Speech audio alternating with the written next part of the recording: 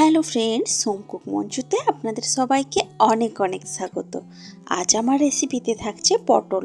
পটল তো আমরা নানানভাবে খেয়ে থাকি, তবে একঘেয়ে পটল থেকে একটু বেরিয়ে গিয়ে আমরা যদি পটলটাকে একটু অন্যরকমভাবে রান্না করি তাহলে কিন্তু দারুণ হয় ব্যাপারটা, বলুন।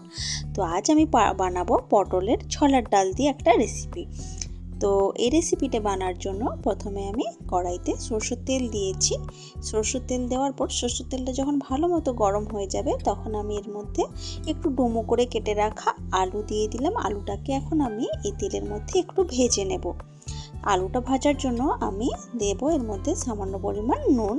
আমি হলুদ গুঁড়ো এখনই ব্যবহার করছি না, সামান্য পরিমাণ নুন দিয়ে আমি এখন আলুটাকে ভেজে নেব।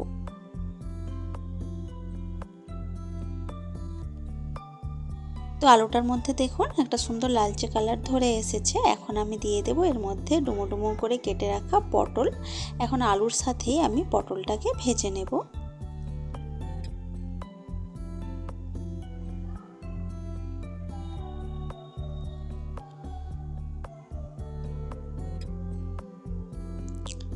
তো কিছুক্ষণ ধরে এইভাবে নেড়ে চেড়ে আমি আলু আর পটল একসাথে ভেজে নেব।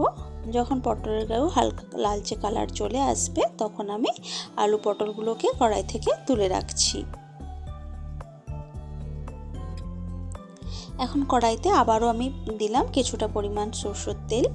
এখন আমি তেলের মধ্যে দিচ্ছি একটা শুকনো লঙ্কা আর একটা তেজপাতা একটু ছেড়ে দিয়েছি, তার সাথে আমি দেব কিছুটা গোটা জিরে।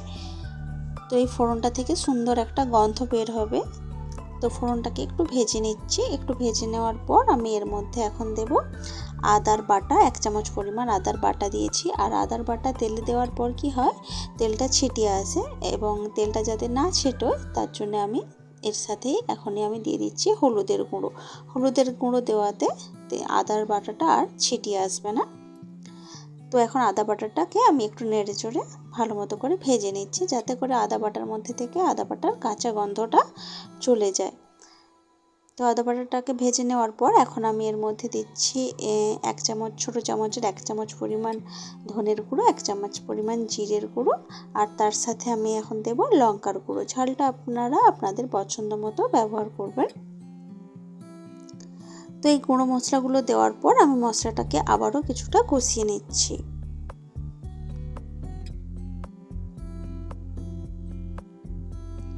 তো কিছুক্ষণ এইভাবে কষিয়ে নেওয়ার পর এখন আমি একটা মাঝারি সাইজের টমেটো আমি মিক্সার জারে ভালো করে পেস্ট করে রেখেছিলাম।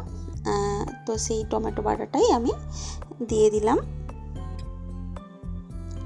টমেটোটা দেওয়ার পর আমি খুব ভালো মতো করে এই মশলাটা কষিয়ে নেব। তো এইভাবে বেশ কিছুক্ষণ নেড়ে চেড়ে কষিয়ে নেওয়ার পর এখন আমি এর মধ্যে দেব 2 চামচ পরিমাণ কোরানো নারকেল। এই রান্নাটার মধ্যে সামান্য পরিমাণ যদি নারকেল দেওয়া যায়, কোরানো নারকেল, তাহলে কিন্তু এর স্বাদটা একদমই বদলে যায়, দারুণ লাগে খেতে। তো কোরানো নারকেল দিয়ে মশলাটাকে আবারও আমি ভালো মতো করে কষিয়ে নিচ্ছি।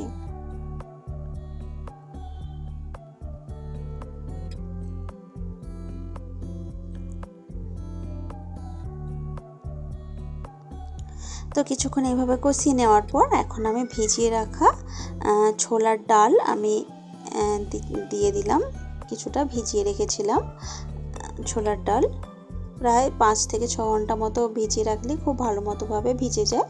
তো সেই ভেজানো ছোলার ডালটা আমি এর মধ্যে দিয়ে দিলাম। দিয়ে আবারও আমি মশলাটাকে খুব ভালো করে ছোলার ডালের সাথে কষিয়ে নিচ্ছি।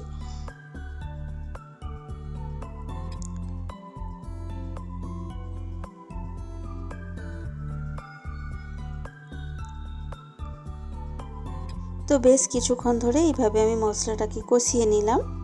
এখন আমি এর মধ্যে দেব কিছুটা জল, পরিমাণ মতো জল দেব ছোলার ডালটাকে সেদ্ধ করে নেওয়ার জন্য।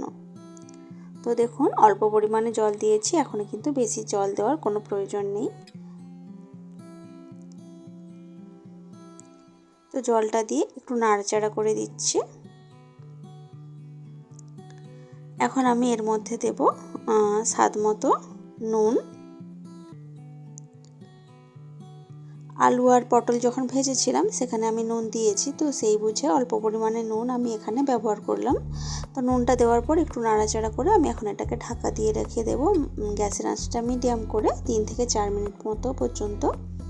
তো 3 থেকে 4 মিনিট মতো পর্যন্ত ঢাকা দেওয়ার পর দেখুন ঢাকা খুলে দিয়েছি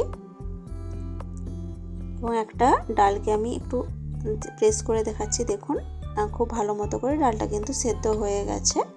তো এখন আমি এর মধ্যে দিয়ে দেব ভেজে রাখা আলু আর পটলটা। আলু পটলটা দেওয়ার পর সব কিছু একসাথে খুব ভালো করে আমি মিশিয়ে নিচ্ছি।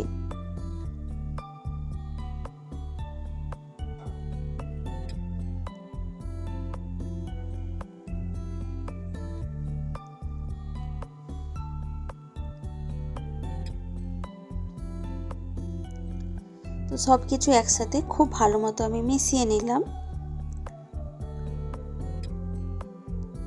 এখন আমি এর মধ্যে দেব পরিমাণ মতো জল, কেন কি আলু পটলটা আমি ভেজে রেখেছিলাম, এটা কিন্তু সেদ্ধ করা নেই। তো আলু পটলটা সেদ্ধ করার জন্য দিলাম পরিমাণ মতো জল। এখন জলটা দেওয়ার পর সব কিছু আবার একসাথে খুব ভালোভাবে মিশিয়ে নিচ্ছি। এখন আমি এর মধ্যে দেব দুটো কাঁচা লঙ্কা। কাঁচা লঙ্কার গন্ধটা ভীষণই ভালো যায়, মানে ভীষণই ভালো লাগে কিন্তু। তবে কাঁচা লঙ্কাটা কিন্তু চেরা কাঁচা লঙ্কা নয়, কারণ যে পরিমাণ মতো ঝাল আমার এতে দেওয়াই আছে, শুধুমাত্র গন্ধটা সুন্দর একটা গন্ধ বেরোবে, সেই জন্য আমি কাঁচা লঙ্কাটা দিলাম। কাঁচা লঙ্কাটা দিয়ে আমি আবারও 3 থেকে 4 মিনিট মতো ঢাকা দিয়ে রেখেছিলাম। এটাকে খুব ভালোভাবে ফুটতে দিয়েছি। খুব ভালোভাবে ফুটে ওঠার পর আমি দেখুন ঢাকা খুলে দিয়েছি 3 থেকে 4 মিনিট মতো পর। এবার এখন একটা আলু প্রেস করে দেখছি যে সেদ্ধ হয়েছে কিনা। তো দেখলাম খুব ভালোভাবেই সেদ্ধ হয়ে গেছে। এখন আমি এর মধ্যে দেব কিছুটা পরিমাণ, অল্প পরিমাণ চিনি। সামান্য পরিমাণ চিনি দিলে বাকি মশলাগুলোর এর মধ্যে একটা ব্যালেন্স আসে, খেতে খুব ভালো লাগে। তাহলে তার সাথে দিলাম কিছুটা পরিমাণ গরম মশলার গুঁড়ো। তো চিনি আর গরম মশলার গুঁড়ো দেওয়ার পর সব কিছু একসাথে খুব ভালোভাবে মিশিয়ে নিচ্ছি।